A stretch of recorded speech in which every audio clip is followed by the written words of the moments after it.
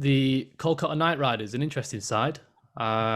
Fifth, they finished last season, coached by Brendan McCullum. He had a strange 2020. They obviously had a captaincy change midway through the season. Dinesh Karthik and his wonderful shirts made way for Owen Morgan.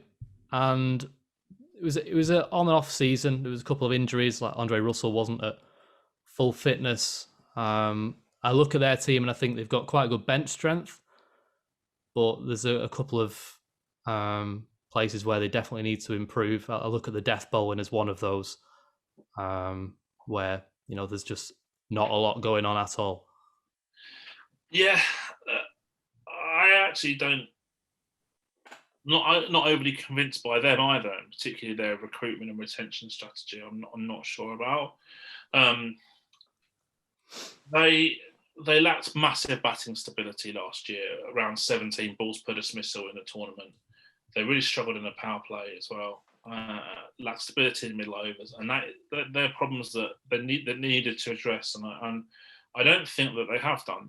The Narayan in the top four or opening experiment surely needs to end, because their death hitting strike rate is lower when he bats at the top than when he doesn't bat at the top, and I think that's just simply a knock-on effect of losing the early wickets, and then players like Russell or Morgan or Karthik or whoever it is have got to come in earlier, and it means that they're more likely to get out before the death overs. So that's not ideal. And I look at their team and I think maybe if they have a top four, so Narayan, Gill, Rana and Tripathi, I don't see that as being great.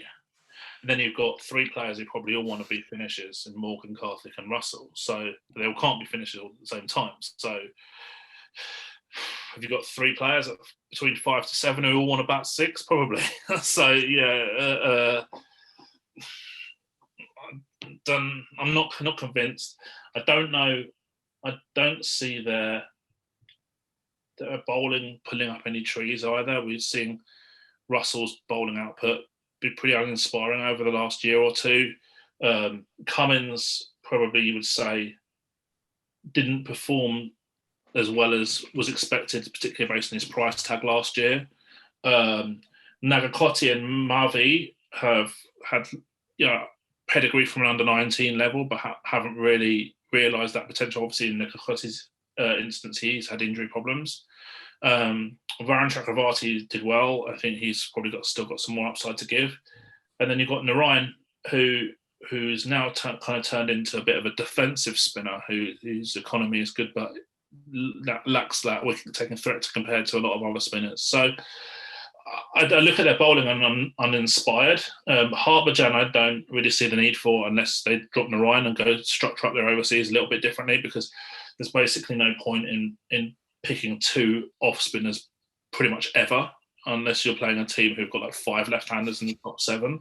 They picked up Shakib as well, and I'm just unsold of Shakib because he just doesn't have that high peak strike rate. And yeah, he's a good bowler, economical bowler, but do you want a bit more of an X-factor player from your overseas? Probably. Cutting was a cheap pickup. I don't mind that so much, because we saw that fellow Aussies who have a similar kind of skill set, Dan Christian, to some extent also Moises Henriques, went for a lot more money than Cutting. And I think Cutting's numbers are, that, in my opinion, better than Henriques by a fair distance. And depending on role clarity, at least as good as Dan Christian's. And obviously Cutting's a little bit younger as well. So yeah, just not a massive fan of their recruitment. Didn't address the gaps in their squad. They've got too many good overseas and not enough good domestics, basically. They're my notes for KKR. Yeah, it's going to be a struggle to work those overseas into the side. I'm unsold on whether Narayan would play or not. Because one of the main problems is who accompanies Shubman Gill at the top of the order, because they don't have the overseas player to do that. So you've got to sort of sacrifice by having Tripathi and Nitish Rana up there. Then whether it's Morgan 4, 5, 6 with Karthik and Russell. But then you've used, Cummins is going to be another overseas spot. So there's 3 of your overseas gone, and you've got to make a decision on who the other one is. Yeah. Making a decision on Narayan, Shakib, even Lockie Ferguson. Like, if they're going to use him, they need to use him way better than they did in 2020. We hadn't even spoken about him. That's the difficulty of it. How to shoehorn 4 overseas players into that team is difficult. Yeah, because Ferguson was pretty good when he got a chance, and if they used him sensibly, then he could be a real asset for them. I think you mentioned Chakravarti. He's definitely an upside player for them. He's got quite a lot of potential, and he's got to sort of realise that again this year to prove a point and sort of continue on his path.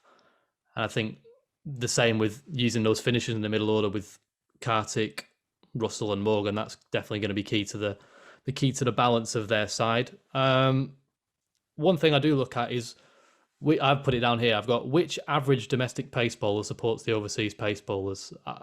Prasid Krishna. I guess maybe or Nagakotti or Mavi. Yeah. Again, uninspired by those choices, unless one of the 2 younger players really kicks on.